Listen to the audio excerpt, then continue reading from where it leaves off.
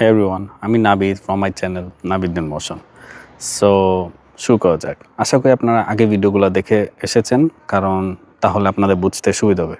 So আজকের আলোচ্য বিষয় চেইন রুল। ওকে, সো আমি এখন যদি আপনাদেরকে এক্সাম্পল দেই, লেটস আপনারা নিশ্চয়ই বাটারফ্লাই ইফেক্টের নাম শুনেছেন, রাইট? সো বলা হয় যে অ্যামাজনের জঙ্গলে একটা প্রজাপতি যদি ডানা মেলে তাহলে কি হবে? তাহলে তার বাতাসের যেই লেটস সে খুবই সূক্ষ্মতম যে একটা কম্পন হবে, সেটার কারণে নাকি এক সপ্তাহ পর আমেরিকার টেক্সাসে একটা কি মস্ত বড় ঝড় হতে পারে। ইয়েস। সো একটা ছোট ঘটনা কিভাবে চেইন রিয়াকশনের মাধ্যমে আপনাকে অনেক দূরে এগিয়ে একটা বিশাল বড় একটা ইম্প্যাক্ট ফেলতে পারে। সো এটাই হলো আপনার বাটারফ্লাই ইফেক্ট। যারা জানেন না, সার্চ দিয়ে দেখতে পারেন, খুবই ইন্টারেস্টিং এক্সাম্পল। সো প্রোগ্রামিং আর এআই এর দুনিয়ায় ঠিক কিন্তু একই রকম এই বাটারফ্লাই ইফেক্ট কাজ করে। সো আপনি হয়তো আপনার এআই মডেলের শুরুর দিকে একটা ছোট্ট একটা প্যারামিটার বা লেটস সে ওয়েট একটুখানি চেঞ্জ করলেন, আর সেটার চেইন রিয়াকশনের মাধ্যমে আপনার কি হবে, মডেলের শেষ আউটপুটে একটা কি বড় একটা বিপর্যয় ঘটে গেল। ওকে, সো আগের ভিডিওতে আমরা শিখেছিলাম ডেরিভেটিভস কি, রাইট, বা ডিফারেন্সিয়েশন। সো আমাদের একটা নির্দিষ্ট মুহূর্তের পরিবর্তনের যেই হার, সেটাই কিন্তু ডেরিভেটিভস মেপে দিত, রাইট? কিন্তু যখন লেটসে একটা পরিবর্তন আরেকটা পরিবর্তনকে ধাক্কা দেয়, আর সেই পরিবর্তনও 3 নাম্বার জিনিসটাকে বদলায়, তখন কিন্তু এই পুরা চেইনের আপনার শেষ প্রান্তে দাঁড়িয়ে পরিবর্তনের সুতাটা আপনি কিভাবে টানবেন একবার চিন্তা করেছেন? সো ক্যালকুলাস আপনার এই যে আপনার জট খোলার জন্য যে একটা কি বলে জট খোলার জন্য যে একটা চাবি বানিয়েছে, সেটার নামই হচ্ছে আপনার চেইন রুল। সো আজ আমরা কোনো ইকুয়েশন ছাড়াই কিন্তু আমরা আজকে বুঝে ফেলবো যে এই চেইন রুল পুরা নিউরাল নেটওয়ার্কের সাথে কিভাবে এটা একই সুতায় বাঁধা। ওকে, সো অনেকেই কিন্তু চেইন রুল পারে না, তারা অঙ্ক দেখলে ভয় পায়, বাট আসলে এখানে ভয়ের কোনো কারণ নেই। আপনার যদি বেসিক ঠিক থাকে, আপনার যদি কনসেপ্ট ঠিক থাকে, চেইন রুল বোঝা কোনো আহামরি কোনো জিনিস না। সো আজকে আমি গল্পের মাধ্যমে কোনো আপনাদেরকে ডিফারেন্সিয়েশন অঙ্ক করে আমি আপনাদেরকে বুঝাবো না। ওকে, একদম পুরো জাস্ট মাথায় ঢুকেন, গিলেন, দেন আপনি অঙ্ক করার সময় বুঝে যাবেন ম্যাজিকটা কি। সো চেইন রুল জিনিসটা আসলে কি, সেটা আপনার বোঝার জন্য কি করতে হবে, আমাদের সেই চেনা স্পোর্টস কারের গল্পে আমরা ফেরত যেতে পারি। সো মনে করি আপনি গাড়ির এক্সিলারেটরে চাপ দিলেন। ওকে, দেন কি হলো, এই এক্সিলারেটরে আপনার চাপ দেওয়ার ফলে কি হলো, আপনার ইঞ্জিনে ফুয়েল বা জ্বালানি যাওয়ার যেই পরিমাণ আছে সেটা কিন্তু বেড়ে গেল, রাইট? সো ইঞ্জিনে এই যে আপনার বেশি ফুয়েল যাওয়ার কারণে চাকা যেই ঘুরছে, যেই চাকা যেই গতিটা পাচ্ছে, বা আমি যেটাকে বলি আরপিএম, ওকে, সেই আরপিএমটা কিন্তু বেড়ে গেল, রাইট? আর চাকা যখন ফাস্ট ঘুরছে, কারণ কি আপনার আলটিমেটলি কিন্তু গাড়ির স্পিড অটোমেটিক বেড়ে যাবে, রাইট? চাকা যত জোরে ঘুরবে গাড়ি তত জোরেই যাবে। এখনও কিন্তু পুরো প্রসেসটা এটা কিন্তু চেইনের মতোই কাজ করছে, একটু চিন্তা করেন, অনেকটা ডমিনো এফেক্টের মতো। ওকে, সো এটা যদি আমি আর একটু ভালোভাবে বুঝাই আপনাদেরকে, তাহলে আমি একটু চিন্তা করি। হ্যাঁ, সো এখন আপনি যদি হ্যাঁ, আপনাকে লেটস সে কোশ্চেন করলেন যে ওকে, এক্সিলারেটরে যদি আপনি 1 ইউনিট বেশি চাপেন, ওকে, ধরেন আগে এতটুকু স্পিডে আপনি পাড়া দিয়েছেন, এখন আর একটু এরকম একটু জোরে পাড়া দিলেন, তাহলে আপনার স্পিড কতটুকু বাড়বে চিন্তা করেন। সো আপনি ঠিক সরাসরি এক্সিলারেটরে থেকে আপনি কি করছেন, স্পিডের যেই হিসাব কিন্তু আপনি করতে পারবেন না, রাইট? কারণ মাঝখানে আরও দুটো কিন্তু ডিপেন্ডেন্ট স্টেপ আছে। সো আপনাকে ব্যাকগ্রাউন্ডের যেই চেইনটা সেটাও কিন্তু দেখতে হবে। সো ফার্স্টে কি, আপনার এক্সিলারেটরে আপনি চাপ দিলেন, ফুয়েল কতটা বাড়ে, এটা হলো ফার্স্ট ডেরিভেটিভ। এক্সিলারেটরে আমি চাপ দিলাম, ফুয়েল কতটুক বাড়ে, রাইট? দেন ফুয়েল বাড়লে চাকা কতটুকু ফাস্ট ঘুরবে, এটা হলো সেকেন্ড ডেরিভেটিভ। দেন চাকা দ্রুত ঘুরলে গাড়ির স্পিড কতটুকু বাড়বে, এটা হলো থার্ড ডেরিভেটিভ। সো এটাই হলো আপনার চেইন রুলের মজা। সো আপনি দেখলেন কাহিনীটা কি হলো, একদম মানে একটার সাথে একটা রিলেটেড, এবং লাস্টে এন্ড গোল কি, গাড়ি কতটুকু স্পিডে গেল, রাইট?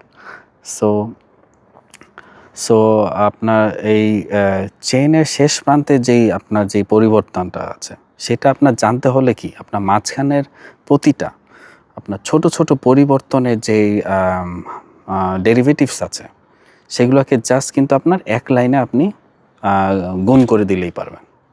অর্থাৎ প্রথম ধাক্কাটা মাঝখানের গিয়ারগুলোকে পার হয়ে শেষ প্রান্তে কত জোরে লাগবে, ওকে, তা বের করার একমাত্র উপায় হচ্ছে আপনার চেইন রুল। যারা বুঝেন নাই তারা আরেকটু পিছনে গিয়ে আরেকবার শুনেন, আই গেস আপনারা বুঝে যাবেন। সো এটা আর কিছুই না, এটা হলো জাস্ট পরিবর্তনের এক লাইনের রিলে একটা রেস, ওকে। সো এখন আপনি বলতেই পারেন, আচ্ছা ভাই, তো গাড়ির অ্যাক্সিলারেটরের চেইন তো আমি বুঝে গেলাম, তাই না, একটার পর একটা এন্ড গোল পেয়ে গেলাম, কিন্তু আমার এআই আর ডিপ লার্নিং মডেলে এই চেইন রুল কোথায় আপনার এই হাইওয়ে বানাচ্ছে? আমি তো কোনো মিল পাচ্ছি না, রাইট?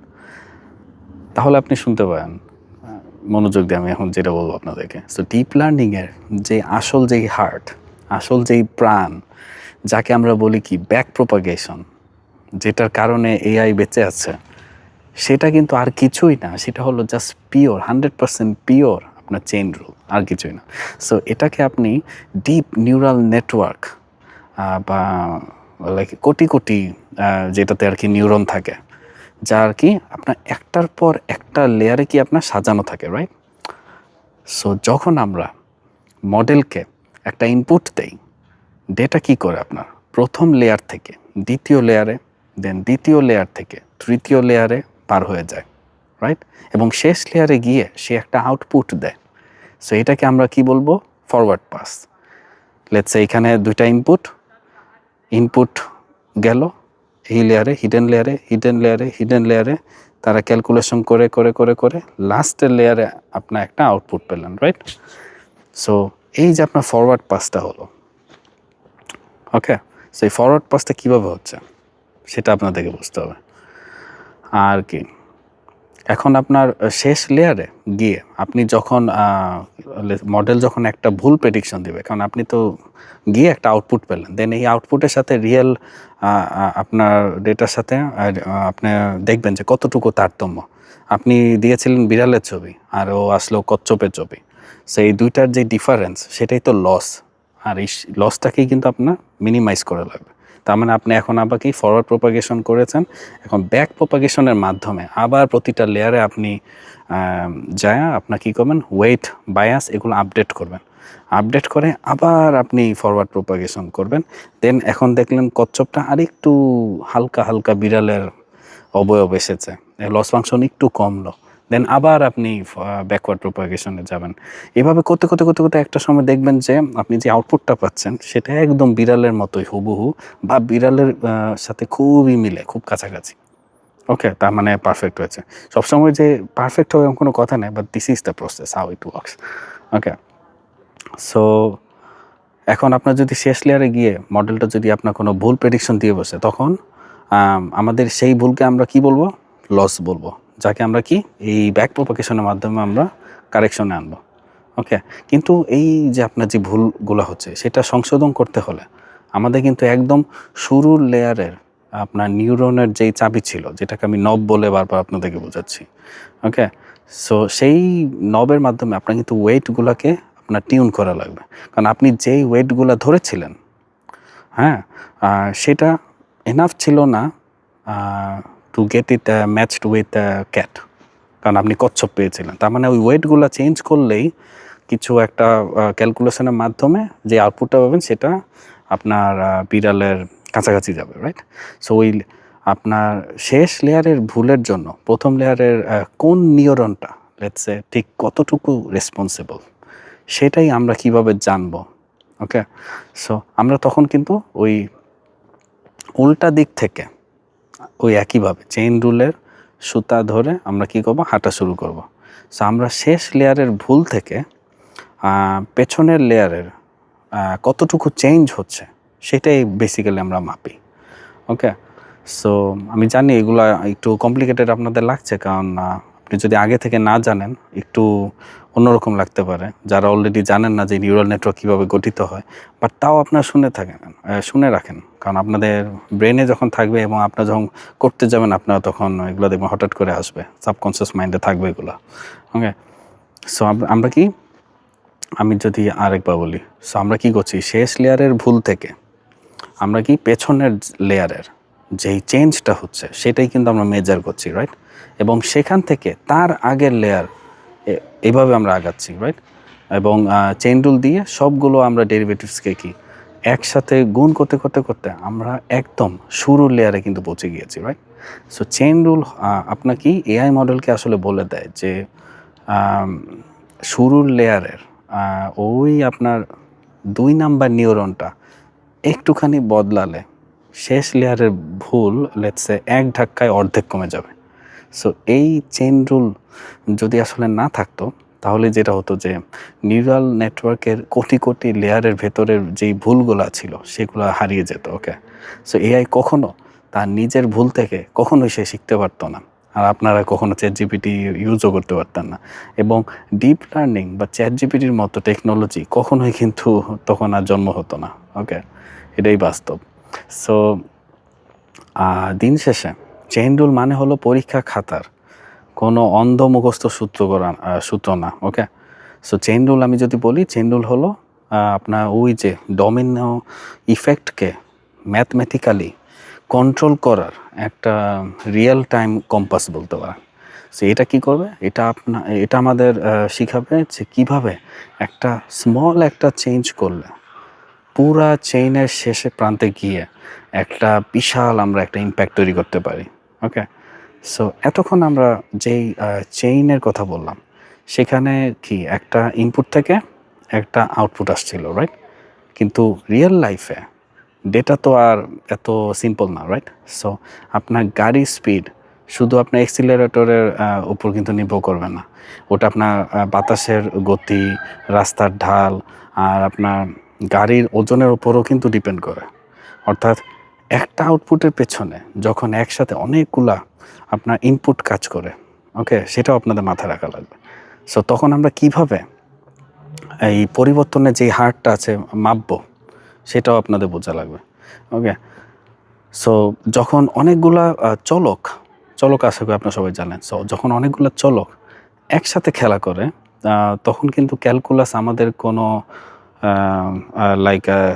ক্যালকুলাস আমাদের একটা থার্ড আই দেয়, রাইট? সো সেটাই আমি ট্রাই করব যে পরের এপিসোডে আমরা বোঝা যে ক্যালকুলাসের যে কিলার একটা কনসেপ্ট আছে যে পার্শিয়াল ডেরিভেটিভস। ওকে, বা আপনি যদি বলতে পারেন মাল্টিটাস্কিংয়ের যে গেম অফ মাল্টিটাস্কিং। ওকে, সেটাই। সো আজকে চেইন রুলের লজিকটা আপনার মাথায় ডমিনো ইফেক্ট তৈরি করলো কি না সেটাও আপনারা জানাতে পারেন। আমি জানি হলো ওকে, ও মাই গড, প্রায় আমরা 13-14 মিনিট আলাপ করছি। ওকে, সো বাট আপনারা ভয় পাবেন না, কারণ আমরা তো আড্ডার মাধ্যমে শিখেছি, রাইট? এরপরে আপনারা যখন অঙ্ক করবেন আপনাদের দেখবেন খুব মানে স্মুথ হয়ে যাবে, কারণ অনেকেই না বুঝে অঙ্ক করে, তো তাই এটা আসলে সে যখন ডাটা সায়েন্স পড়তে যায় সে ইন্টারপ্রেট করতে পারে না, সে অঙ্ক করতে পারে বাট সে চিন্তা করতে পারে না। সো আজকে মেইন উদ্দেশ্য ছিল আপনাদের গল্পের মাধ্যমে বোঝানো যে কীভাবে এই জিনিসটা কাজ করে। সো এখন আপনারা যখন অঙ্ক করবেন আপনারা আসলে মজাটা বুঝবেন যে ওয়াও, এটা এইভাবে হয়। ওকে, অনেক কথা বলে ফেললাম, 14 মিনিট হয়ে গেল। So thank you very much for watching. আমার চ্যানেল নাবিদ ইমোশন আপনারা সাবস্ক্রাইব করতে পারেন, লাইক দিতে পারেন, শেয়ার করতে পারেন ইফ ইউ ওয়ান। ওকে, দেখা হবে নেক্সট ভিডিওতে। তারা বাই বাই।